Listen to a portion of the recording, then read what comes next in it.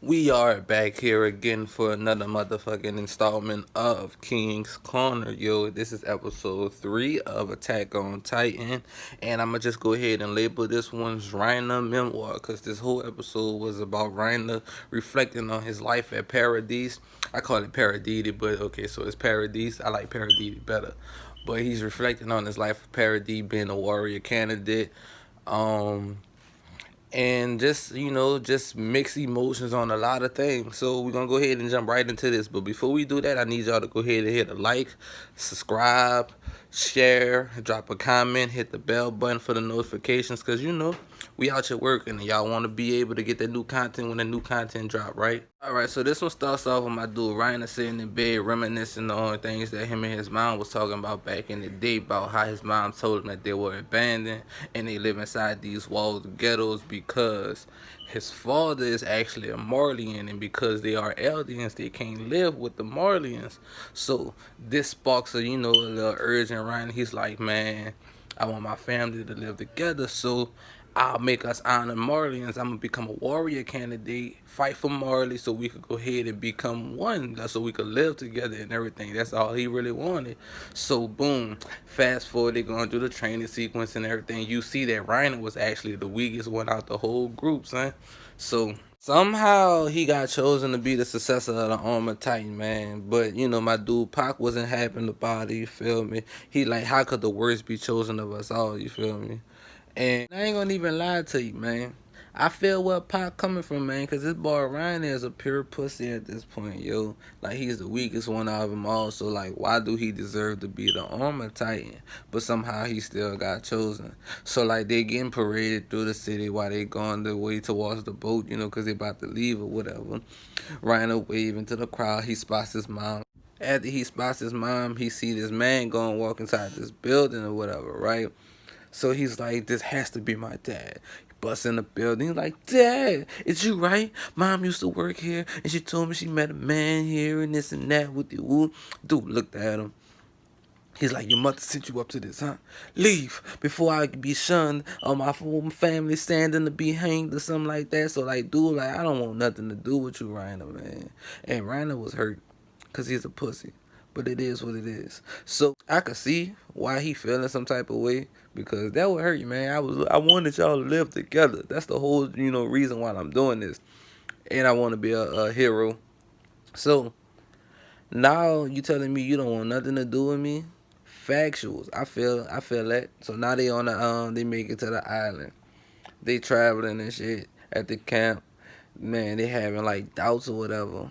And why they sitting there confessing themselves about how they really feeling and everything, my dude Marcel decided to tell Reiner that the only reason why he got the Titan and he's on this mission in the first place is because he didn't really want his brother Poco to die. Cause so he talked Reiner up to the officials and like kind of made his brother look bad. It's kind of fucked up, but like he did it in a good, a good way. He had good intentions behind it, so I guess so. So they then wouldn't let daybreak happen behind them, son. So the sun's starting to come out, and the Titan that we know as Ymir wakes up from her slumber. She eats Marcel. Everybody breaks off, runs for their lives because they didn't know what was going on. So we get to where Ryan is at by the tree. Everybody meets back up, and he like, the mission to fail. We need to go back home, or at least try to find the Jaw Titan and go back home.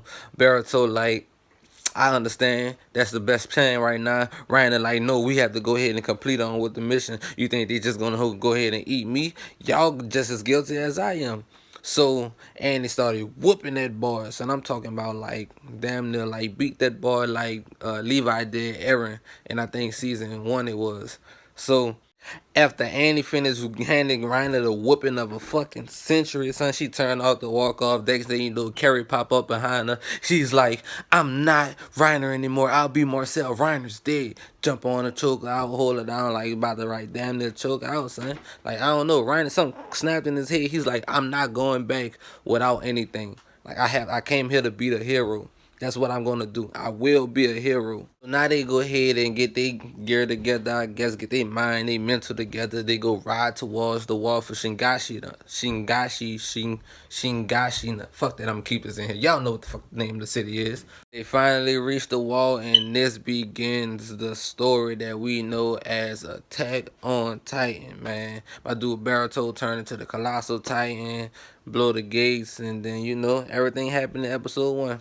They did a little time jump to show you what happened within like the 5 years, them growing up and everything, like, you know, infiltrating their ranks and everything, going through the Scout Corps regiment and all that. And they showed Annie in the Capitol, who was actually the only one really doing the mission, trying to do shit like that, trying to figure out shit on the king, about King Fritz and everything. So what she did not know is that the man that she was telling in the streets was none other than the great Kenny the Ripper, man.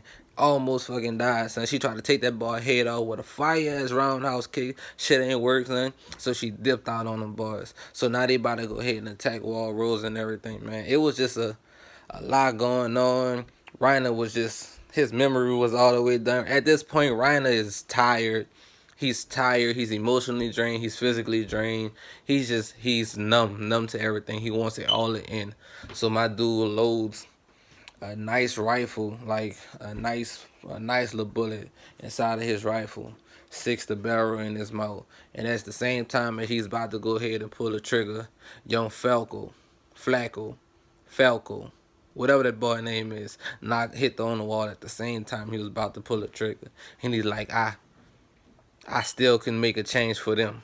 I can live on for them. My dude Falco walking past the hospital, and the stranger that he helped the other day with the armband on calls out to him.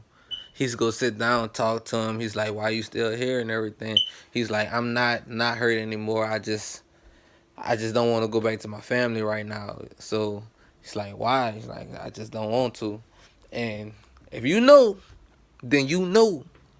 But this person that Falco is talking to is none other than Eren Yeager. And you can tell that from what he told him at the end. He was like, so I just got to keep moving forward. And that's the same thing that Reiner told him when they were on the island, yo.